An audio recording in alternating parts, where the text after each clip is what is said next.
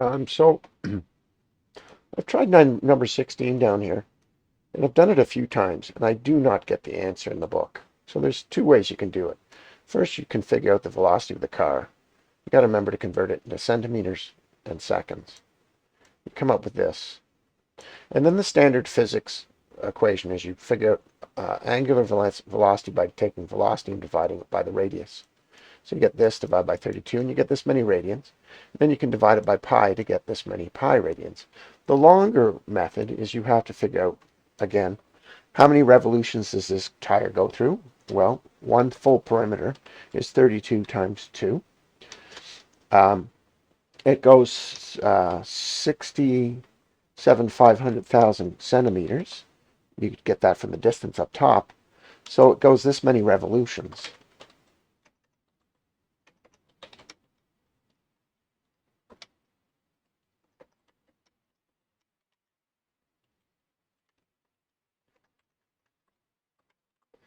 And you get this.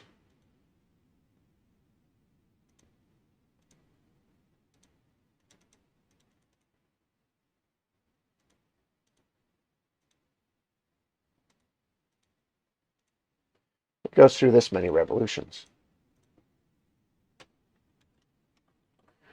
Then you have to figure out how many revolutions it does in a second. And you divide it by the seconds that you figured out up above.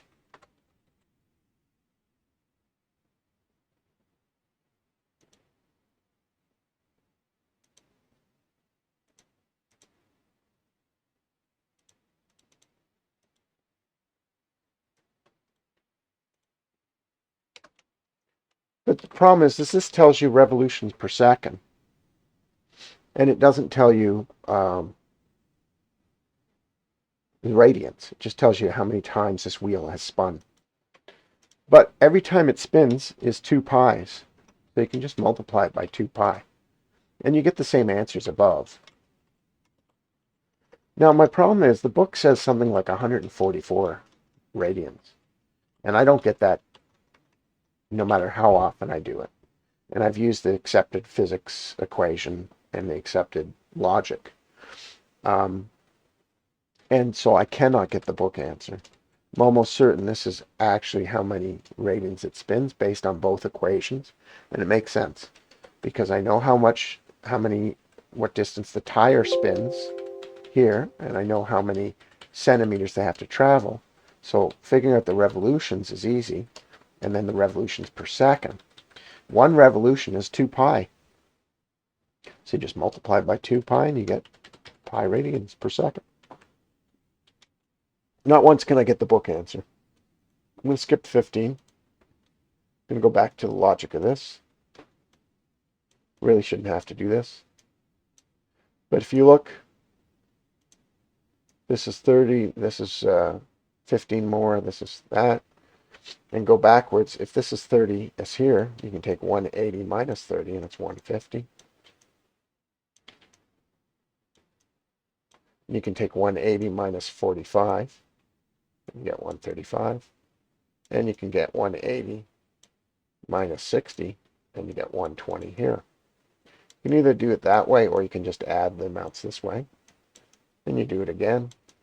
120 plus 30, 210. 210 plus, or 180 plus 45, 225. And then 180 plus 60, 240. And then you're at 270. Then you discover it's easier to take 360 and subtract 30, 330. 360 and subtract 45, 315. And 360 and subtract 60, 300. Now you have all your degrees. And you can take them all and divide them by 180 and multiply them by pi to get them in pi radians. But you can also learn the same technique right in the beginning. 30 is pi over 6. 60 is pi over 3. And 45 is pi over 4. 90 is pi over 2. And now you can know that 180 is pi. And you can just go backwards the same way. 180 minus or pi minus pi over 6 is 5 pi over 6.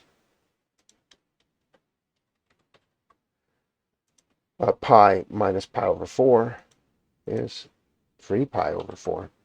And pi minus 60 pi over 3 is 2 pi over 3. Then you can also just add them. Pi plus pi over 6 is 7 pi over 6. Just your basic fractions. Pi plus pi over 4 is 5 pi over 4. Pi plus pi over 3 is 4 pi over 3. And then finally, 270 is 2 pi over 3, or sorry, 3 pi over 2. Then you can work backwards from 360, which by the way is 2 pi. And 2 pi minus pi over 6 is 11 pi over 6. 2 pi minus pi over 4 is, let's see, so 2 pi would be 8 pi, 7 pi over 4. And finally, 2 pi minus pi over 3 would be 5 pi over 3. And there you have the same sort of thing, and it should work out. 15's weird, weirdly phrased, badly phrased. There we go. Let's just do it like this. 15, I believe, is asking you to measure the arc in relation to the radius. And all you have to do is really remember what the angle in radians is. Angle is going to be the distance. So angle is going to be the distance of the arc divided by the radius. But if they're looking for the distance of the arc instead, it's just going to be the angle times the radius. So to figure out which one has the longest arc, you take each angle, so pi over 6, times its specific radius. Then you take the other one, pi over 7, times the 17.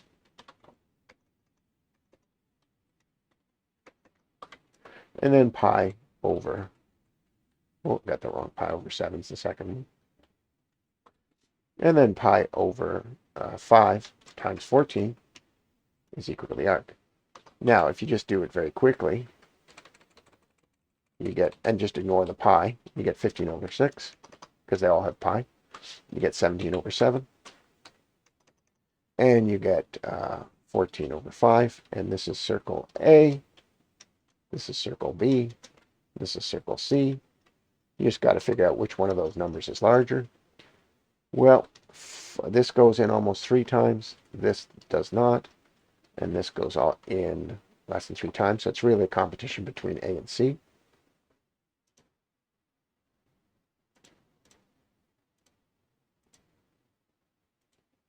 .5 times.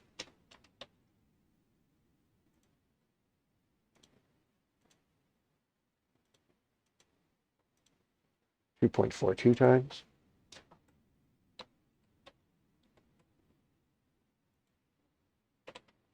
And I think this one will be the longest. 2.8 times. So, and those are all have a pi in front of them technically, but the pi doesn't really matter since they all have it. So that means in order of size of arc, it goes C, A, B. That's how you do that one.